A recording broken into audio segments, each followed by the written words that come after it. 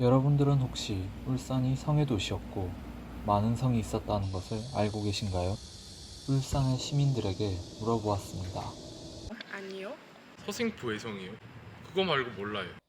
울산에는 역사적으로 병영성, 언양읍성, 울산읍성을 포함해 10개 이상의 성들이 존재하였습니다. 울산도 바다가 인접해 있어서 성곽의 도시라고 할 수 있는데 행정적인 의미의 성으로서는 업성이 있고 군사적인 의미로서는 명령성, 우리가 마성 그리고 수훈성이 있을 수 있는데 특이하게 한 지역에 우리나라 조선시대의 업성이 두 곳이 있는 곳이 바로 울산광역시입니다. 울산의 시내에는 우리가 울산업성, 언양에는 언양업성이 있습니다. 군사적 역할을 한 병영성과 마을을 지키던 언양읍성은 형태가 보존되어 수백 년이 지난 지금도 울산 시민들을 감싸주고 있습니다. 하지만 울산읍성은 현재 형태도 모습도 갖추지 못하고 사라졌습니다. 여러분들은 울산읍성에 대해 아시나요? 이름만 들어봤어요. 들어본 적은 없어요. 신증동국 여지승람 경상도편과 조선왕조실록에서는 조선 성종 8년 높이가 7m, 길이가 1.7km의 성을 축성하였다라는 울산읍성에 관한 기록이 있습니다.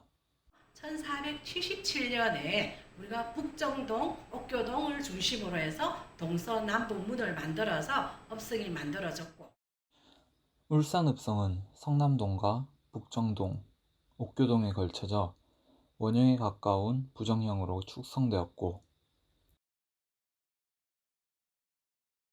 읍성의 4대문 가운데 동문은 전 옥교동 사무소 인근, 서문은 양사초등학교 인근, 북문은 울산기상대 인근, 울산읍성의 정문에 해당하는 남문은 성남동 시계탑 사거리로 각각 추정하고 있습니다. 그렇다면 울산읍성과 관련된 건물 중 현재까지 남은 건물은 없는 것일까요? 현재는 어르신들의 쉼터가 된 동원이 바로 울산읍성에 남아있는 흔적입니다. 업성에는 객사와 동원이 있지만 동원은 지금 말할 것 같으면 울산시장님의 행정을 보는 시장실이라고 할 수가 있는 곳입니다.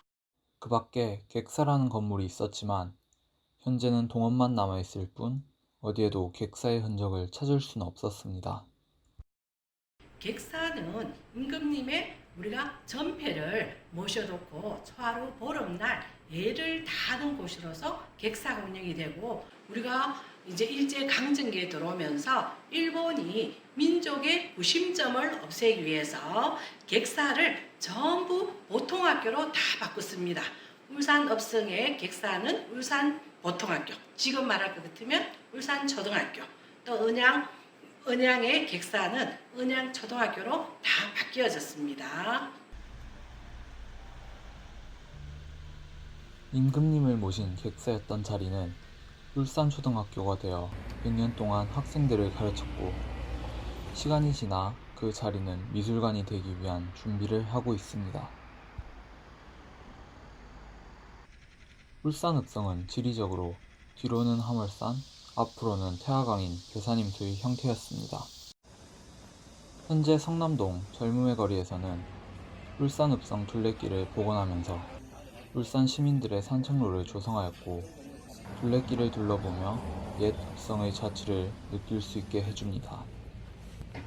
읍성이라는 이름에 걸맞게 주민들의 삶의 터전 속에 자리를 잡아 복원되고 있었습니다.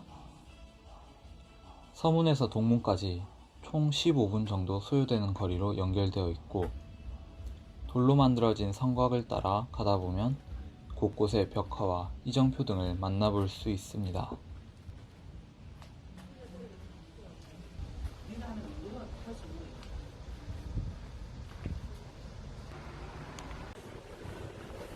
그렇다면 왜 울산읍성은 흔적도 없이 사라진 것일까요?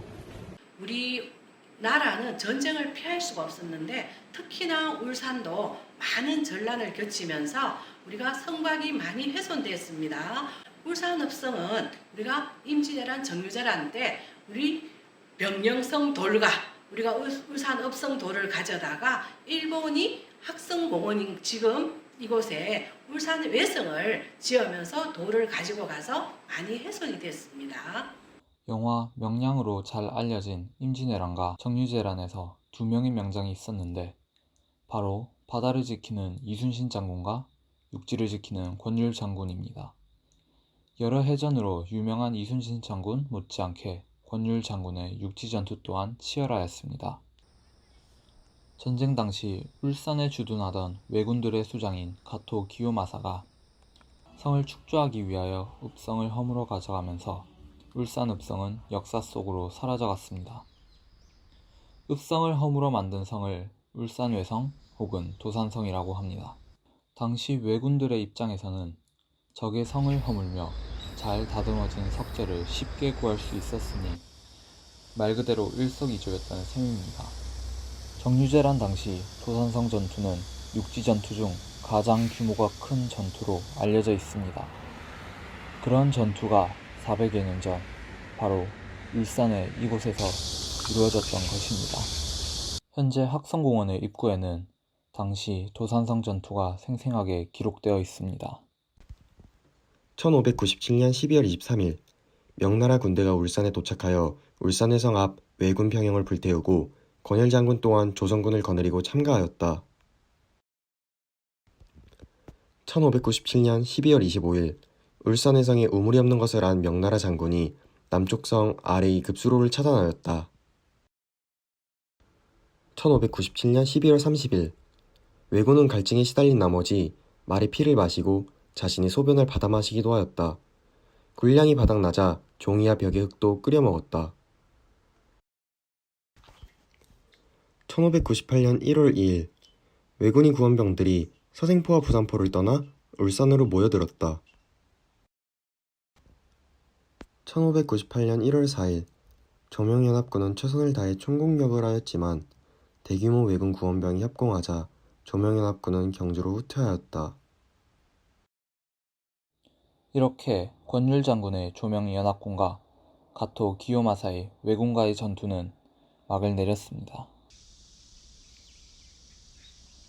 현재는 학성공원이라는 이름으로 시민들을 위한 공원이 되어 울산을 대표하는 휴식처 역할을 하고 있습니다. 하지만 공원이 조성되면서 성벽의 많은 부분이 훼손되어 본 모습을 찾기는 쉽지 않습니다.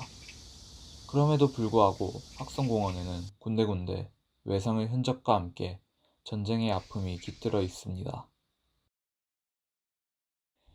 그리고 훗날 울산 외성을 축조한 가토 기요마사는 임진왜란과 정유재란에 참전하면서 얻은 축성수를 바탕으로 일본으로 돌아가 일본의 3대 성인 구마모토 성을 축조합니다.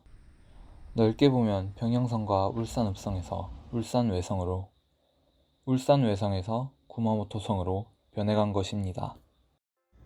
여러분들은 어느 정도까지 울산읍성에 관하여 알고 계셨나요? 아니, 여러분들은 얼마나 울산의 역사에 관심을 갖고 계신가요? 울산은 1960년대부터 제조업을 바탕으로 공업화가 빠르게 진행되어 역사와는 거리가 먼 지역이라 생각할 수 있습니다. 하지만 숨은 역사의 흔적들을 발견하고 우리가 이에 대해 관심을 갖는다면 다른 지역 못지않은 역사 관광도시가 될 수 있습니다. 너무 빠른 공업화로 인해 잃어버렸던 자연은 2000년대 태화강 복원 사업으로 생태도시 울산이라는 타이틀을 얻게 되었고 이번 2019년은 올해의 관광도시로 선정되었습니다. 2014년에 복원된 태화루와 2020년에 복원이 완료되는 울산읍성을 기반으로 잊힌 역사의 흔적들을 찾아간다면 울산이 역사가 살아 숨쉬는 도시가 될 수 있을 것입니다.